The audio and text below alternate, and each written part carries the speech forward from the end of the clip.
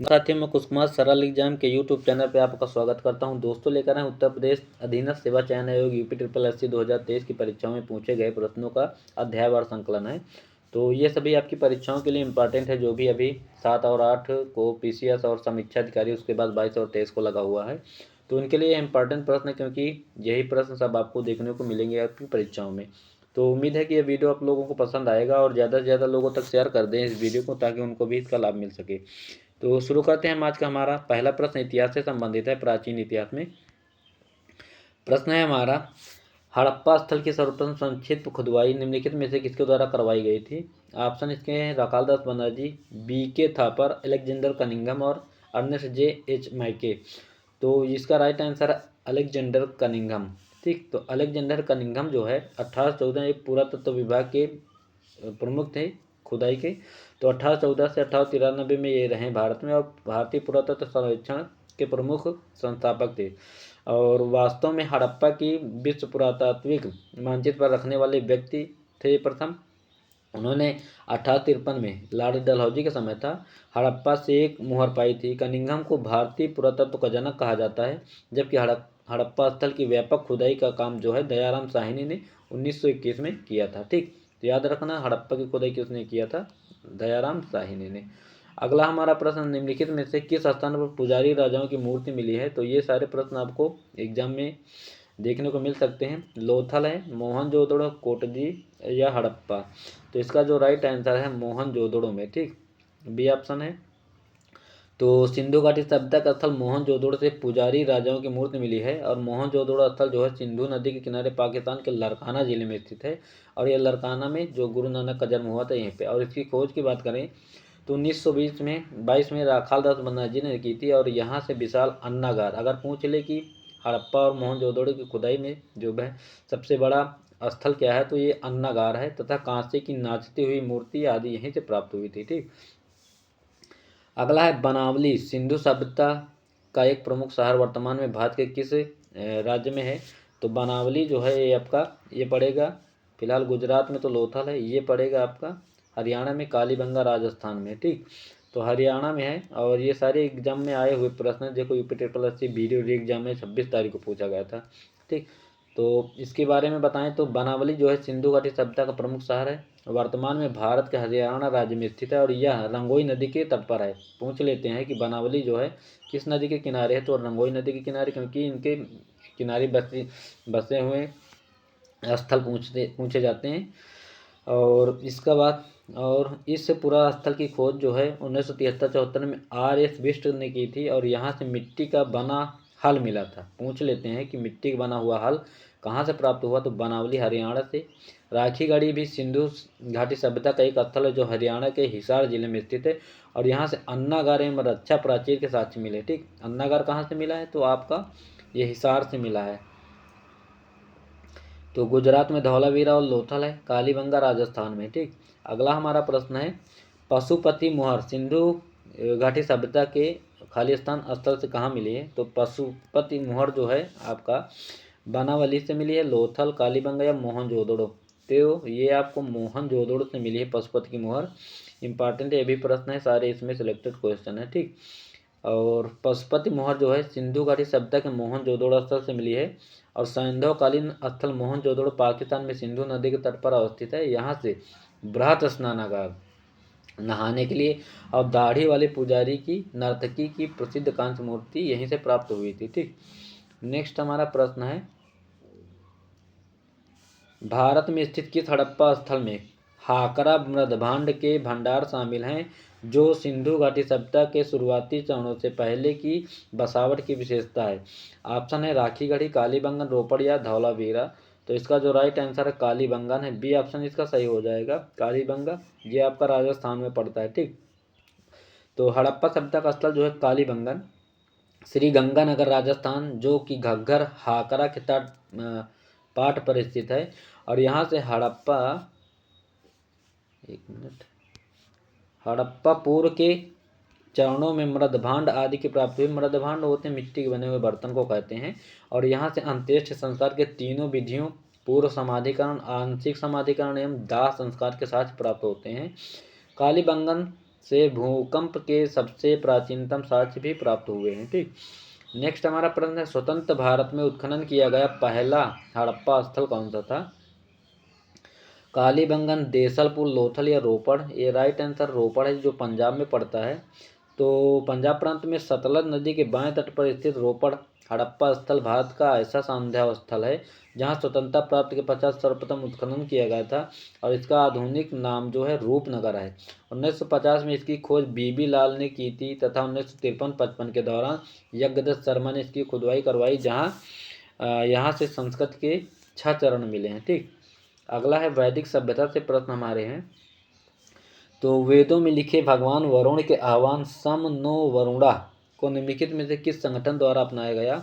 भारतीय वायुसेना, society for marine research and conservation, reach watch marine conservation या भारतीय नौसेना? तो ये राइट आंसर भारतीय नौसेना द्वारा अपनाया गया है।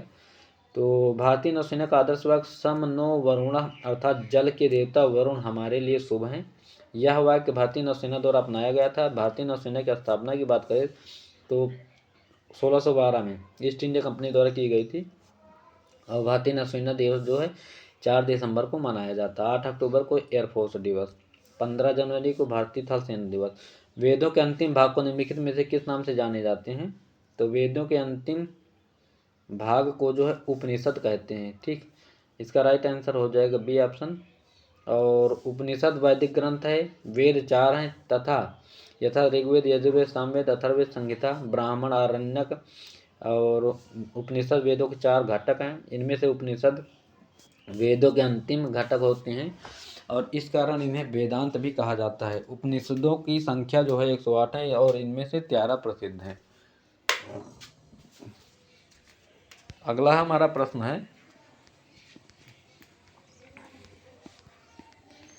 ऋषि मनु के अनुसार पुरानी पवित्र नदियों सरस्वती और द्वसद्वती के बीच का भूभाग क्या है?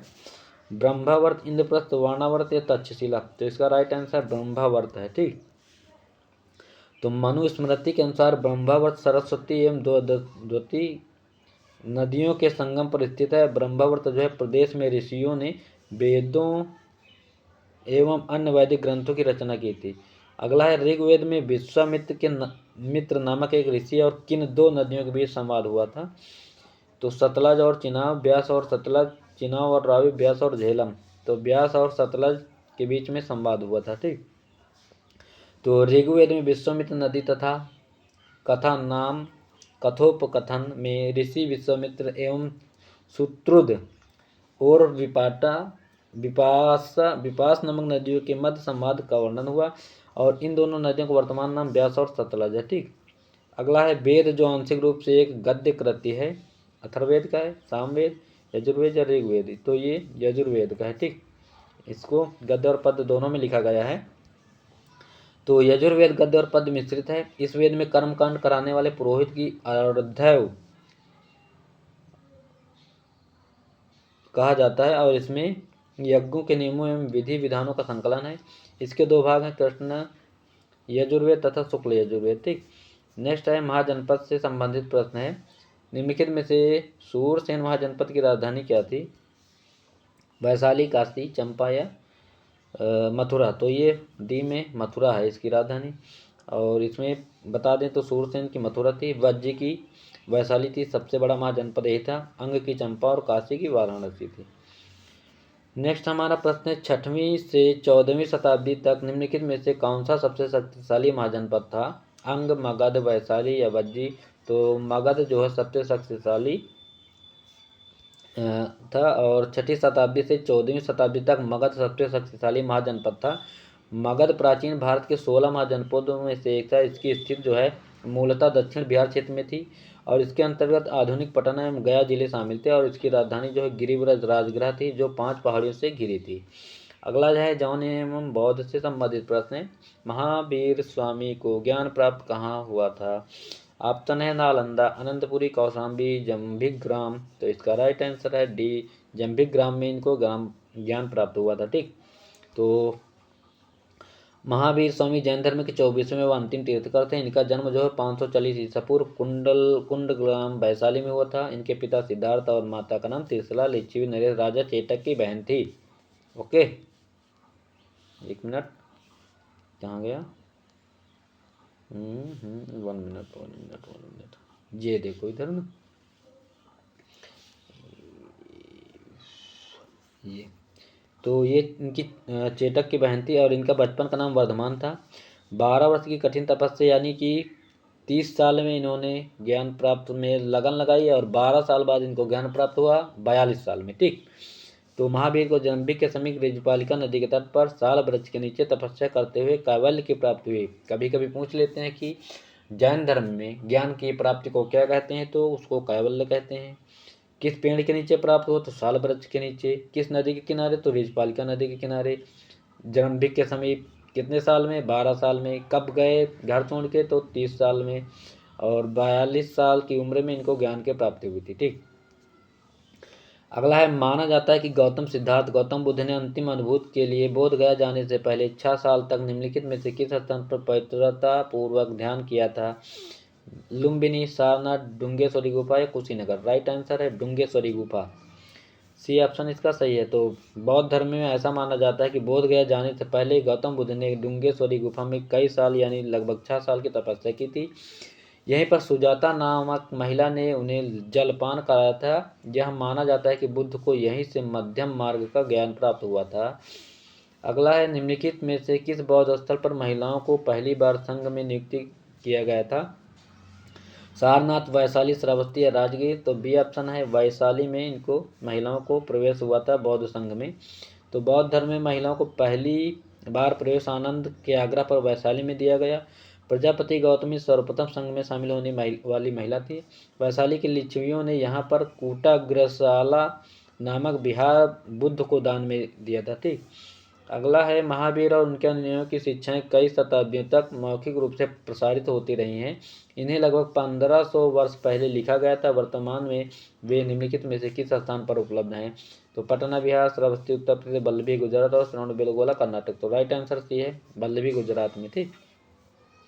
तो महावीर स्वामी और उनके अनुयायियों की शिक्षाओं का संकलन जो है द्वितीय जैन संगीति 513 और 526 के मध्य के समय वल्लभी गुजरात में किया गया। यहाँ कुल 12 अंगों की लिपिबद्ध किया गया और संगीत की अध्यक्षता देवर्षि क्षमा श्रमाण ने की थी। प्रथम जैन संगीत की अध्यक्षता स्थूलभद्र ने पाटलिपुत्र में 322 बीसी में किया था। ठीक, अगला है, महावीर स्वामी को जिन के नाम से जाना जाता है और जिन का अर्थ क्या होता है? एग्जाम में पूछा गया प्रश्न है, तो इसका अर्थ होता है विजेता। यह भी ठीक। तो महावीर स्वामी को कैवल्य की प्राप्ति के बाद जिन उपाधि से विभूषित किया। यहाँ जिन का अर्थ होता है विजेता। जिन के अतिरिक्त उन्हें अर्ह, योग्य, निर्ग्रंथ, बंधन रहित, केवलिन आदि उपाधियाँ प्राप्त हुई थी। और जैन धर्म के प्रथम तीर्थकर जो है आदिनाथ या ऋषभनाथ थे, ऋषभदेव। अगला है, जैसा कि अशोक के शिलालेखों में उल्लिखित है किया गया है कि मौर्य साम्राज्य में राजधानी पाटलिपुत्र अन्य 4 प्रांतीय केंद्रों सहित 5 प्रमुख राजनीतिक केंद्र थे। निम्नलिखित में से कौन प्रांतीय केंद्र नहीं था? तक्षशिला, उज्जैनी, सुवर्णगिरी या इंद्रप्रस्थ? तो इसका जो राइट आंसर हो जाएगा आपका डी ऑप्शन हो जाएगा। ठीक, तो और इसके बता दें तो प्रांत और राजधानी उत्तरापथ है तक्षशिला, दक्षिणापथ है सुवर्णगिरी, अवंतिराष्ट्र है उज्जैनी, प्राची पूर्वी प्रदेश और पाटलिपुत्र का इसकी है और कलिंग है कि तोसली। इंद्रप्रस्थ मौर्यों का राजनीतिक केंद्र नहीं था। ठीक, नेक्स्ट हमारा प्रश्न है, निम्नलिखित में से किस संप्रदाय में बिंदुसार की रुचि थी? तो बिंदुसार किसका अनुयायी था? बौद्ध धर्म का लोकायत या आजीवक? तो ये आजीवक का था। और इसके संस्थापक कौन थे? मक्खली गोसाल आजीवक संप्रदाय के संस्थापक थे। तो मौर्य सम्राट बिंदुसार चंद्रगुप्त मौर्य का पुत्र था। ठीक, तो जिसने 297 ईसा पूर्व में 273 ईसा पूर्व तक शासन किया था। आजीवक संप्रदाय के प्रवर्तक मक्खली गोसाल थे। आजीवक संप्रदाय लगभग 1002 ईस्वी तक बना रहा और इसके मत नियतिवाद, भाग्यवाद कहा जाता है और जिसके अनुसार संसार की सबसे प्रत्येक वस्तु भाग्य द्वारा पूर्व नियंत्रित एवं संचालित होती है। और लोकायत संप्रदाय को चारवाक दर्शन भी कहा जाता है। इसके प्रणेता जो चारवाक या बृहस्पति माने जाते हैं।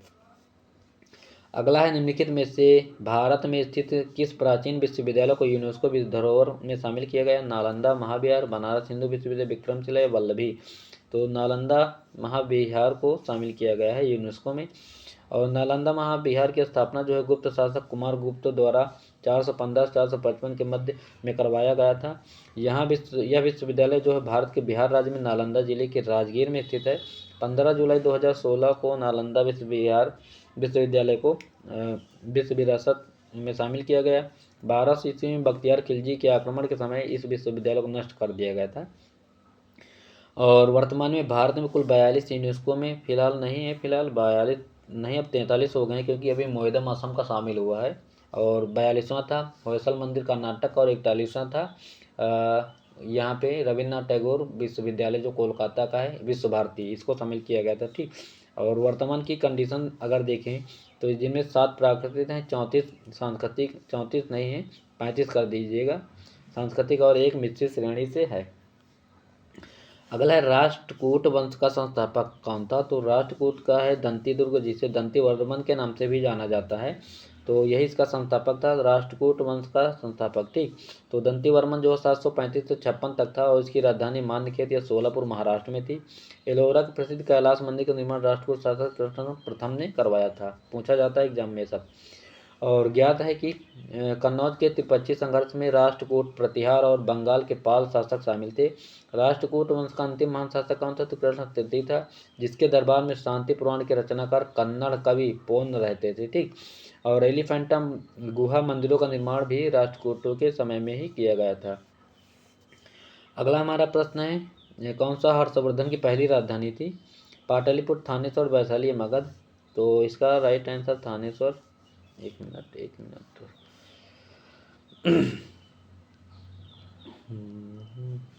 तो राज्यवर्धन की मृत्यु के बाद थानेश्वर इसकी राजधानी बनी थी।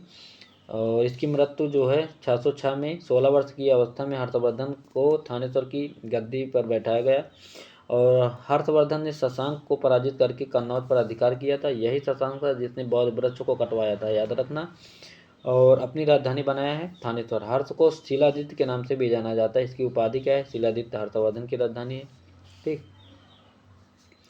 अगला है समुद्रगुप्त की प्रयाग प्रशस्ति संस्कृत में एक कविता के रूप में किस कवि द्वारा रचित गई? तो प्रयाग प्रशस्ति सबको पता है हरिसेन की रचना है, इसका राइट आंसर सी होगा। और समुद्रगुप्त की प्रयाग प्रशस्ति संस्कृत के एक कविता के रूप में कवि हरिसेन द्वारा रचित है, जिसे इलाहाबाद में अशोक स्तंभ पर अंकित किया गया था। और समुद्रगुप्त के विजयों का प्रमुख स्रोत प्रयाग स्तंभ लेख है, जो चंपू शैली में लिखा गया है। नेक्स्ट हमारा प्रश्न है दक्षिण भारतीय राजवंश संगम पल्लव चोल वंश से संबंधित हमारे प्रश्न है। और दक्षिण निम्नलिखित में से कौन सी नदी ऐतिहासिक रूप से कर्नाटक के दक्षिण में बंटवाल नदी के रूप में जानी जाती है? नेत्रावती नदी, गौतमी नदी, कालिंदी नदी या पेन्नयार नदी? ठीक। राइट आंसर हो जाएगा ए ऑप्शन। तो नेत्रावती नदी को ऐतिहासिक रूप से कर्नाटक के दक्षिण में बंटवाल नदी के रूप में जानी जाती है। बंटवाल नगर इसके किनारे स्थित होने के कारण इसे बंटवाल नदी भी कहते हैं। और भारत के दक्षिण पश्चिम क्षेत्र से होकर बहने वाली नेत्रावती नदी आर्थिक और सांस्कृतिक रूप से कर्नाटक की सबसे महत्वपूर्ण नदियों में से एक है। और यह अपनी उपजाऊ जलोढ़ मिट्टी से एक विशाल क्षेत्र का पोषण करती है। नेत्रावती नदी पश्चिमी घाट में स्थित चिक्कमगलुरु जिले के गंगा मूल से निकलती है। अगला है निम्नलिखित में से कौन सा मंदिर पल्लव राजवंशों के शासन के दौरान बनाया गया था? नागेश्वर मंदिर, महाबलीपुरम मंदिर, बृहदेश्वर मंदिर या हजारा मंदिर? तो ये महाबलीपुरम मंदिर जो है पल्लव वंश के शासकों ने इसको बनवाया था। और दक्षिण भारत में पल्लव शासकों के शासनकाल में महाबलीपुरम मंदिर जो मामल्लपुरम में है के विभिन्न मंदिरों का निर्माण कराया। और इन मंदिरों में प्रमुख क्या है? आदि वराह मंदिर सिंह विष्णु का है, एकाशक मंदिर नरसिंह वर्मन ने बनवाया, गणेश मंदिर जो है परमेश्वर वर्मन का बनाया हुआ है। ठीक। और कांचीपुरम के कैलाश मंदिर का निर्माण जो है पल्लव शासक नरसिंह वर्मन द्वितीय ने करवाया था। ठीक।